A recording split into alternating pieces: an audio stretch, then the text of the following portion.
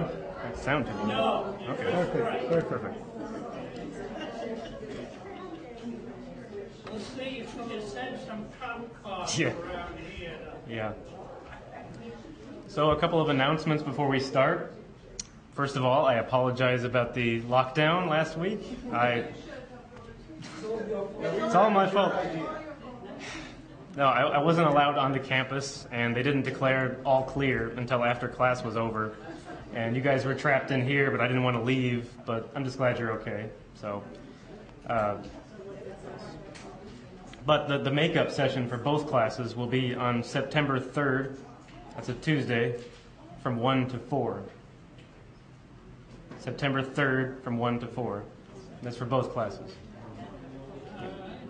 If that doesn't work, talk to Don. Yeah, good. Okay. Does anybody have any significant problems with that?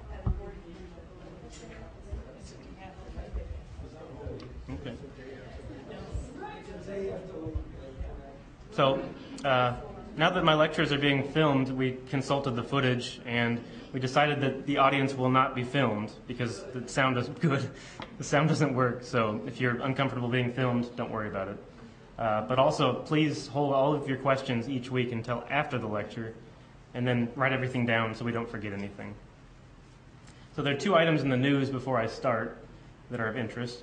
The first one is that the oldest petroglyphs ever discovered in the United States or America have been found in Winnemucca Lake in Nevada, and they're dated to up to 16,000 years old. And the reason this is significant is because until now, we've assumed that this continent was colonized by the Native Americans coming over the Bering Strait about 12,000 years ago.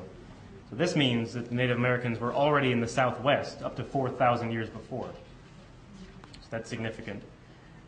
Second news article is that the Oglala Sioux Reservation in South Dakota, that's Pine Ridge that I mentioned before, the poorest place in the United States, has decided to legalize alcohol, finally. And yeah, it's a big problem there because alcoholism is so rampant there, and there's no alcohol allowed on the reservation until now, as is the case in most reservations. And there are a couple of small liquor stores right outside the reservation that the Native Americans go to these liquor stores because they're dual citizens, and these small liquor stores are literally selling millions of bottles of beer a year to support these addictions. And what's unique is that the tribal councilmen are so honest in their speech. They're saying, we can't fix this problem. Legalizing alcohol will not fix the problem either. In fact, it'll make it worse. Abuse and domestic abuse will go up.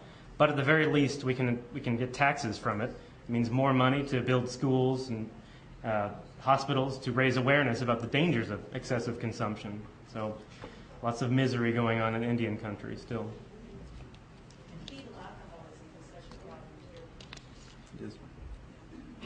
So last week, I lectured about how the interaction between the feds and the tribes developed from about 1880 until the 1960s.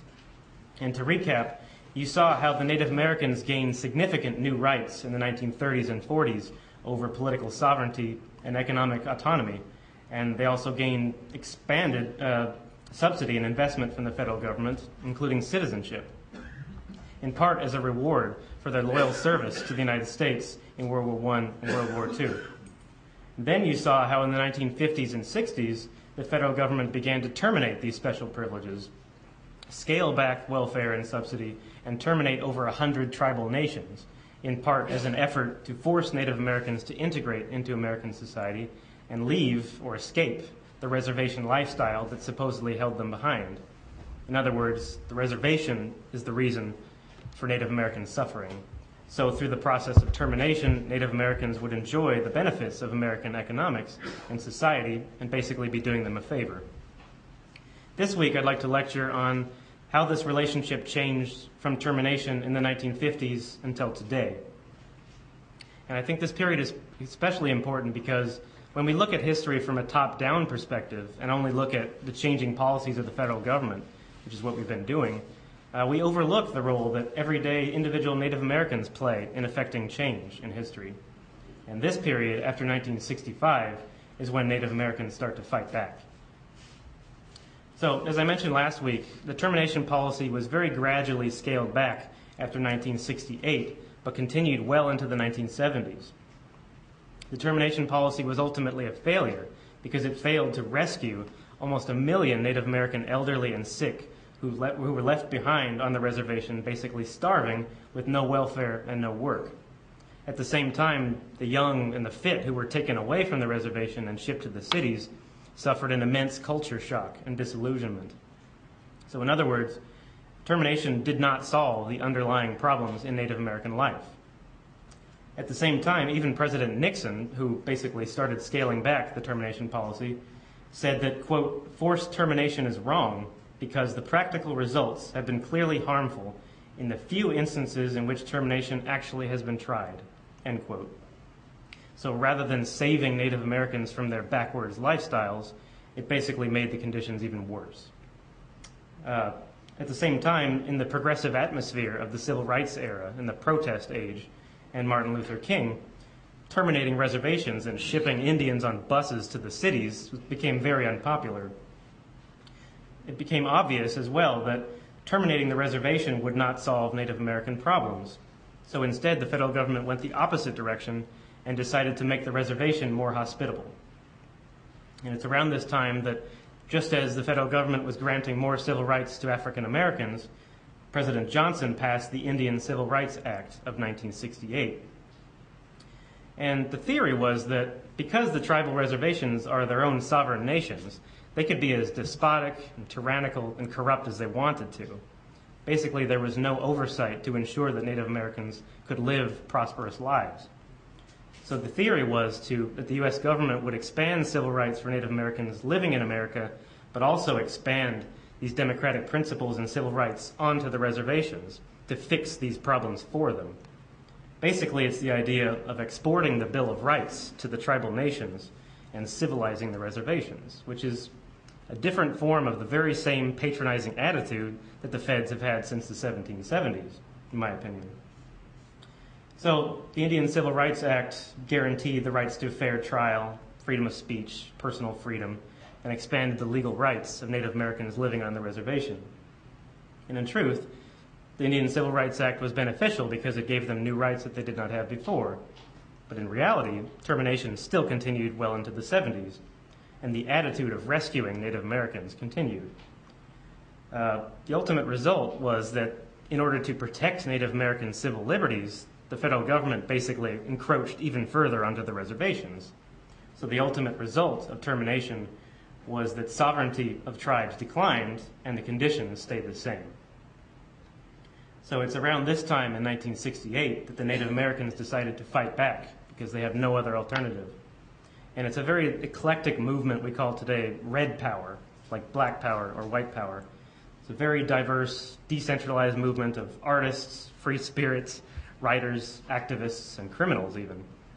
The spearhead of this movement was called the American Indian Movement, and it still exists today. And their loose objective that united all these diverse people was the pursuit of guaranteed tribal sovereignty, improved rights within American society, and the effort to break down American myths of history by calling attention to atrocities that had been inflicted upon the Native Americans. Basically, to destroy the stereotype of the dumb Indian. So rather than Native Americans languishing on the reservation being lazy drunks, it's because we've been traumatized by you white Americans. Not you, but speaking to the world. And their acts ranged from civil disobedience to murder. And so this American Indian movement staged a number of symbolic and very grandiose acts in order to get the American public's attention. The most famous of which, you're probably familiar, is the occupation of Alcatraz Island in 1969. And they figured this is a national symbol, everyone's heard about it, it'll get maximum media exposure and get people's attention. And also they justified it because, according to a treaty in the 1880s signed with the Sioux, unused federal land can be occupied by anyone. And there's a big sign in spray paint that you can still see today that says Indians welcome. And this basically gave them a soapbox to calling attention to Native American suffering and the horrible conditions on the reservation. And what they did when the federal government asked them to disperse, they said, okay, we'll give it back to you, but we're going to sell it to you for the same price that you took it from us, Native Americans, in the 1800s. And they said, we'll give it to you for 47 cents an acre. And they didn't really think this through, because basically they said, we'll give it back to you for $9. That's the cost of the entire island. But the idea was to call attention to how much Native Americans have been cheated of their land for pennies. So ultimately the occupation ended after 19 months because the people were basically starving and sick, and the U.S. military, I think, went in and dispersed it, along with the police. And around this time, they staged many other symbolic acts to call attention to Native American conditions, like the Plymouth Rock Monument, which is one of the birthstones of this country in Massachusetts. They went to the literal rock itself and painted it red, because this was symbolic to show that Americans, your romantic vision of pilgrims settling peacefully is tainted in blood. At the same time, they occupied the Mayflower Museum and the ship itself in Massachusetts and celebrated Un-Thanksgiving Day. Because, yeah, the idea was to call attention to the Americans' skewed vision of the past, that Thanksgiving is not a happy time. It's the beginning of our 500 years of suffering, supposedly, or 400 years. Because in the American mind, Native Americans who have been secluded on reservations are not even a part of the picture. Therefore, the American public is not aware of how much Native Americans are suffering. And after this time frame in 1972 is when it got more violent. They organized something called the Trail of Broken Treaties, where they would go across country and they would talk about Native American poetry and Native American history, and also call attention to treaties that they had signed with the federal government that the Americans had basically ripped up and ignored. They would present a list of demands for improved civil rights and economic development that the U.S. government promised them in the 1930s. And this Trail of Broken Treaties ended in a violent occupation of the Bureau of Indian Affairs headquarters in Washington, D.C., where several $1,000s of damage was caused and vandalism. Thereafter, it got even more violent. In 1973, the territory of Wounded Knee, which we've discussed, was the site of one of the most infamous massacres in Native American history. These activists occupied this land and were in a standoff with the FBI and the U.S. Marshals for 71 days. And it ended with a U.S. Marshal being shot and 2 Native American activists dead. Then thereafter, Native Americans started to turn on their own reservations because they had this growing belief that Native American chiefs and councilmen and even the Native American police on the reservation are basically American puppets. They're elected and approved through the Bureau of Indian Affairs. They basically just enforce whatever the federal government is willing to give. So they started to attack their own police on the reservation. And this is when, around 1974, there was a standoff for several months with the FBI and the local reservation officials. And 2 FBI agents were killed by a man named Leonard Peltier, who they're still petitioning today to have him freed or liberated from FBI's manipulation of evidence, supposedly. And after this time frame in 1974, there were many small, isolated acts of civil disobedience and some violence well into the 1970s, but in general, the movement kind of tapered off.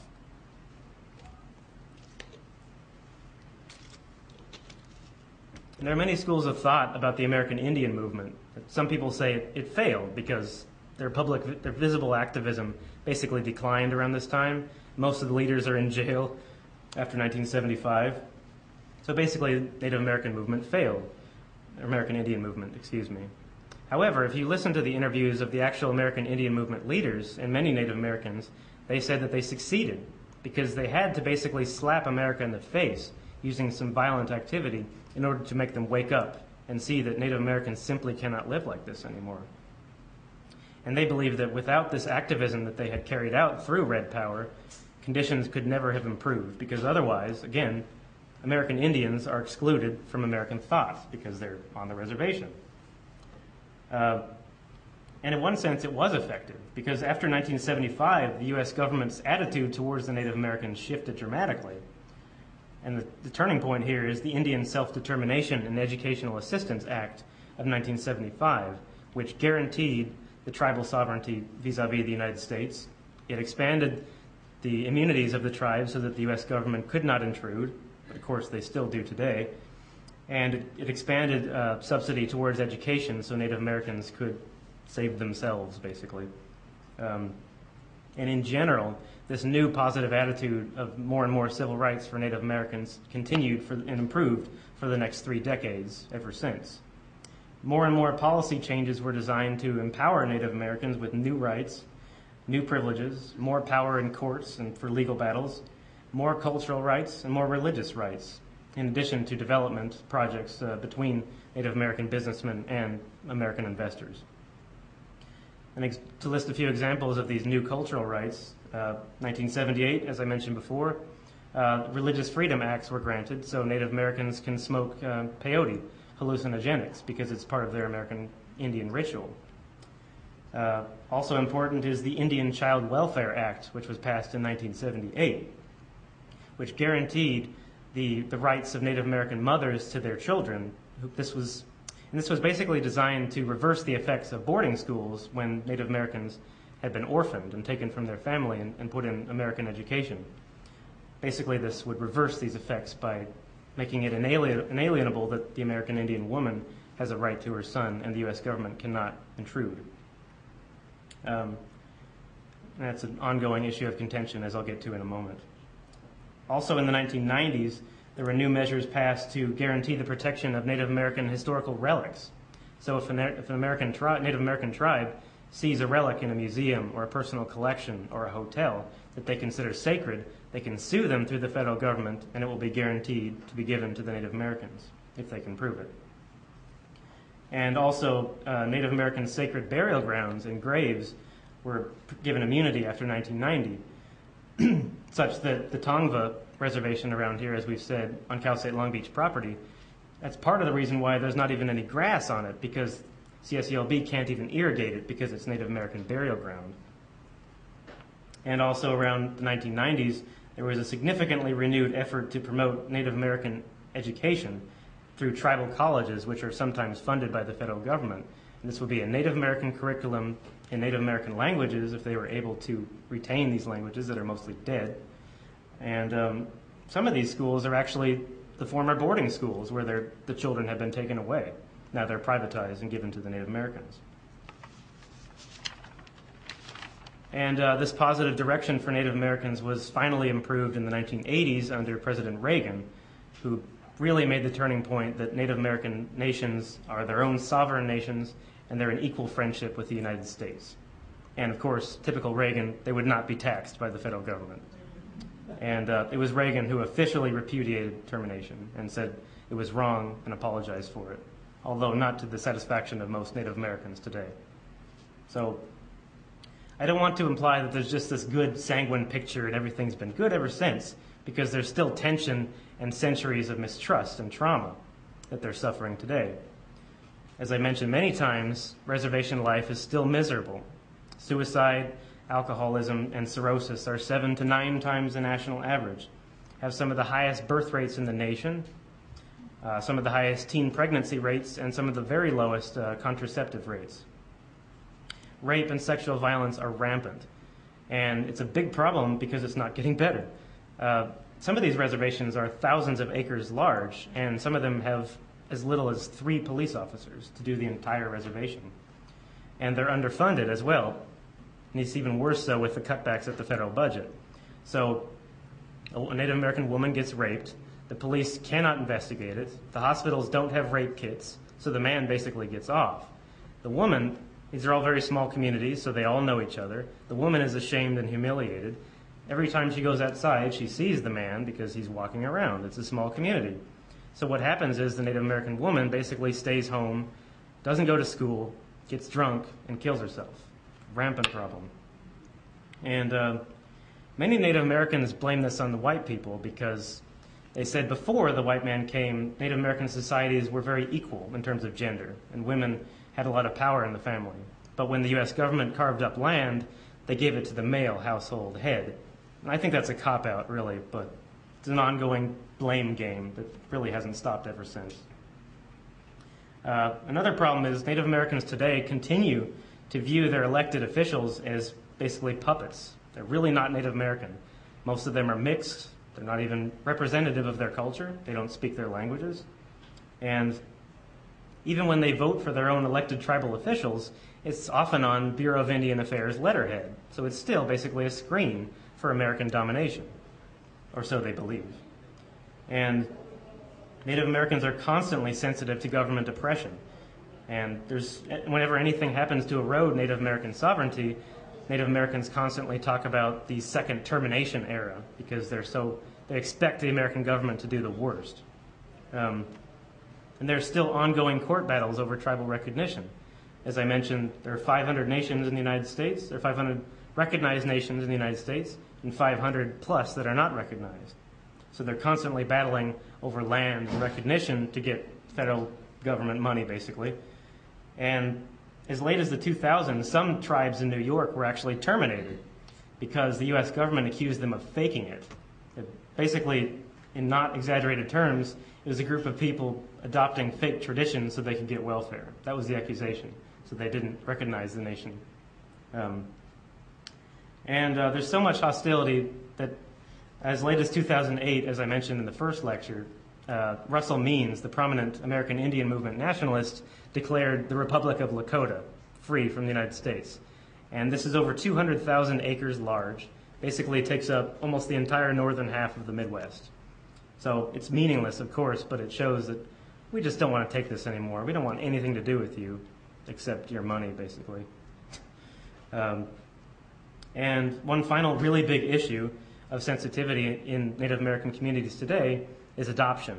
I don't know if you're reading the news lately, but there are several cases lately where white families in America have adopted Native American children on the reservation. And particularly a family in South Carolina that basically adopted a Cherokee child on Cherokee Nation. And the Supreme Court actually awarded that white family custody of the child because they cite that the father on the reservation is basically a deadbeat. It's very hard to know what's true in this case, but the Native Americans are in the streets protesting, saying, what about the Indian Child Welfare Act? We have guaranteed rights over our children. You've already taken them away in the boarding schools. What's happening? So that's an ongoing issue. And there are constant struggles over resources. In Wisconsin, there's something going on called the mining war with local tribes. And Native Americans accuse and are suing local companies for intruding on tribal lands that are sacred and exploiting the resources. And the Kiowa tribe in Oklahoma, for example, is suing a rock crushing company right now over a mountain that's being exploited by the companies because it's not on the reservation. It's American land. It's important to them, but it's not their land, so they're absolutely helpless. So all they can do is complain while their ancestors' memories are tainted. So that is where we are today, and that's a very broad overview of 250 years of evolving relations between the tribes and the federal government. And you can see a constant vacillation between what do we do? Do we assimilate them? Do we empower them? What do we do? And because of this, the role of the Native American in American society as the very first people in this continent remains precarious and tense. So that's my lecture, and I'm open to questions. Yes, sir. You said that they passed Probably don't need